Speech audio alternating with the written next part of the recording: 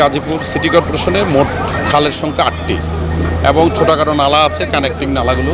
ঢাকার বিভাগীয় কমিশনার মহোদয়, আমাদের প্রশাসক মহোদয়, উনি ওনার নির্দেশনা রয়েছে যে আমাদের এই জলাবদ্ধতা নিরসনের জন্য এই খাল এবং নালা সবগুলোই আমরা খনন করব। এরই ধারাবাহিকতায় আজকে যে বাইপাসের যে পানি এবং চৌরাস্তার যে পানি, ওটা অপসারণের জন্য আমরা এই মোগর খালকেই প্রথম টার্গেট নিয়েছি। এই কাজটা মূলত বাংলাদেশ সেনাবাহিনীর তত্ত্বাবধানে হচ্ছে, আমাদের গাজীপুর সিটি কর্পোরেশনের সহায়তায়। আমরা আশা করতেছি যে এই সিজনে গাজীপুর সিটি কর্পোরেশন 8টা খাল খননেরই আমরা ব্যবস্থা নেব এবং ছোটোখাটো যে নালাগুলো রয়েছে ওই নালাগুলোতে আমরা ম্যানুয়াল লেবারের মাধ্যমে মাটি তুলব।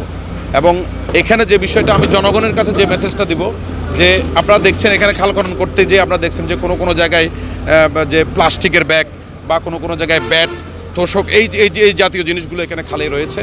আমি জনগণের কাছে অনুরোধ করব যাতে আমাদের জলাবদ্ধতা নিরসনের জন্য সবার সহযোগিতা দরকার, যাতে তারা নালা এবং খালে পলিথিন এবং এই জাতীয় কোনো জিনিস যাতে না ফেলে। টানা 7মবারের মতো বেস্ট টিস্যু পেপার ব্র্যান্ড হিসেবে স্বীকৃতি পেয়েছে বসুন্ধরা টিস্যু। অবশ্যই আমরা যখন খাল খননের উদ্যোগ নিয়েছি, অবশ্যই দখলমুক্ত করারও আমরা প্রচেষ্টা থাকবে। একজন সম্মানিত ব্যবসায়ী আছেন, আমাদের সাবেক কাউন্সিলর, ওনার যে জায়গাগুলো আছে ওই জায়গায় ওনাদের সাথে আমাদের প্রশাসক মহোদয় কথা বলেছেন।